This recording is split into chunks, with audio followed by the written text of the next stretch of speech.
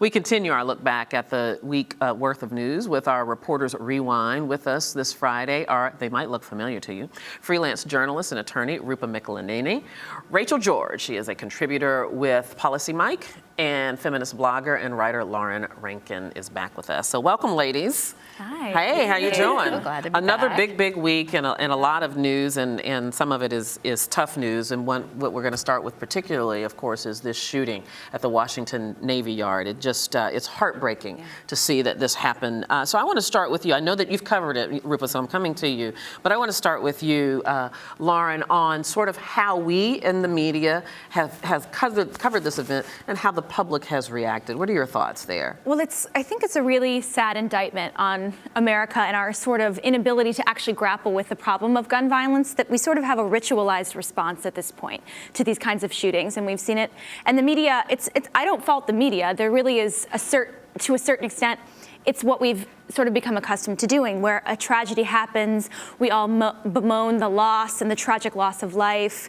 We sort of say it's too soon to talk about it, it's too soon to do anything, and then we just sort of slowly back away and forget it from our collective memory until the next thing happens. And until we actually truly begin to sit down and deal with the problem of guns, the problem of gun violence, and our woeful lack of real mental health care in this country and accessibility, I don't see these tragedies stopping anytime soon, unfortunately. You know, I think the tragic truth is in some ways we've become desensitized to these as they happen over and over. You've been there covering it. What was it like while you were there, Rupa? Tragic, horrific.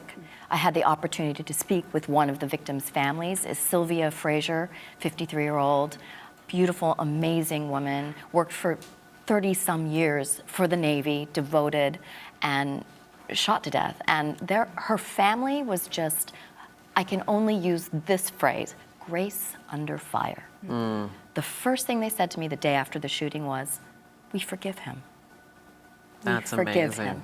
And it's their faith that's allowing them to get through. And the reason they did the interview with us and spoke to me is because they wanted to make it clear that their belief that this continues to happen, it's because we have a breakdown in this country of a community. We don't have a community. Our neighbors don't care about us anymore. We don't know what's going on. We don't know our neighbors. We don't even know our neighbors. That's right. And in the old days, your community, your neighbors used to babysit you when you were a kid. And, you know, if there was something going wrong, you know, you'd report it to the parents. You'd call the school.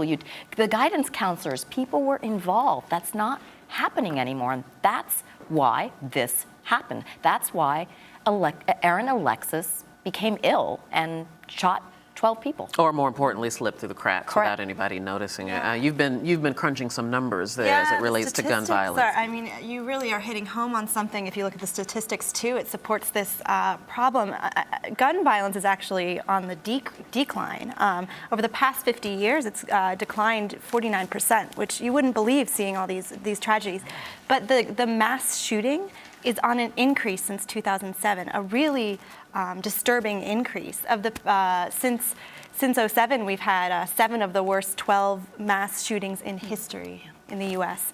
And remember Columbine? I mean, when it happened, it was so awful we couldn't even imagine. I don't think then that we could imagine that it would ever happen again. Yeah, you don't want to. You don't want to face it. Yeah, it really is a new normal in that regard, and it's so sad. Something has to be done, and there's a lot of disagreement on gun reform, whether or not there needs to be reform and what angle that we take it, but something certainly has to be done. Let's turn the corner a little bit. I want to talk about a little bit of international news. Of course, as a result of the documents that were leaked through Edward Snowden, we've learned more and more about what our government has been up to, including NSA surveillance. And we have been checking in, I won't use the word spy.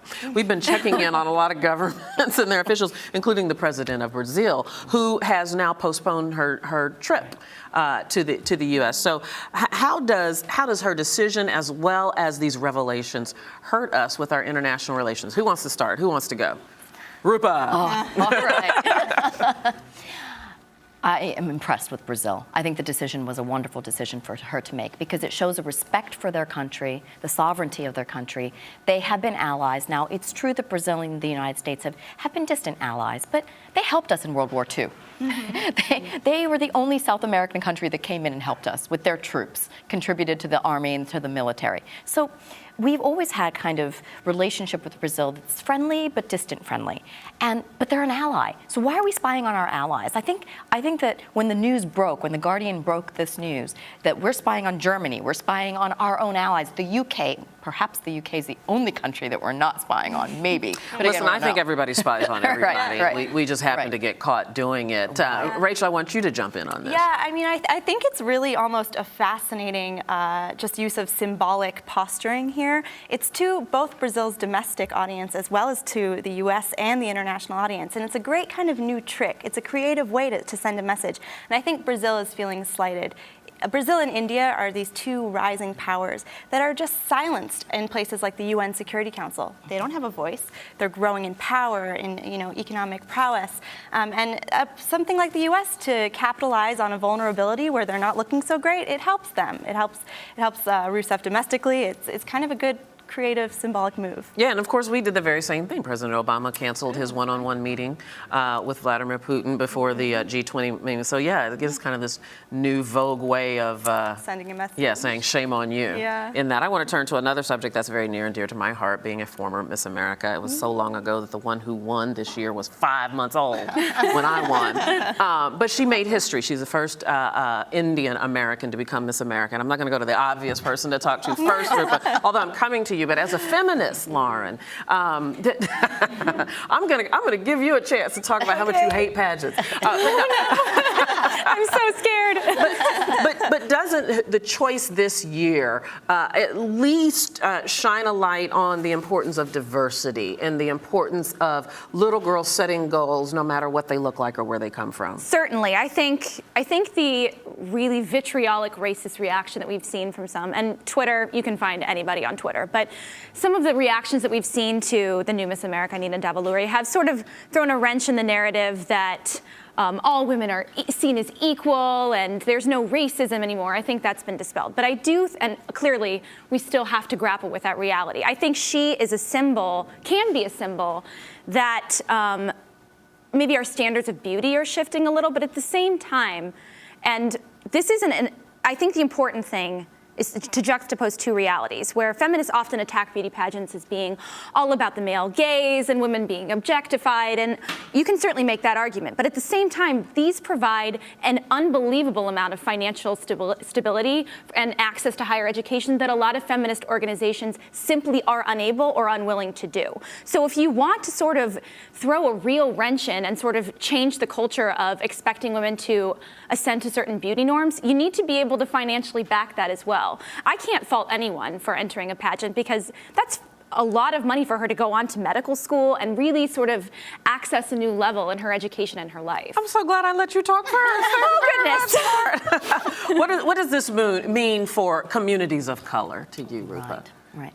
This is a great question because some of the racist comments that we were reading on Twitter and a variety of media outlets were in fact more about her being Indian as opposed to necessarily the color of her skin, and that's a secondary issue which I do want to address.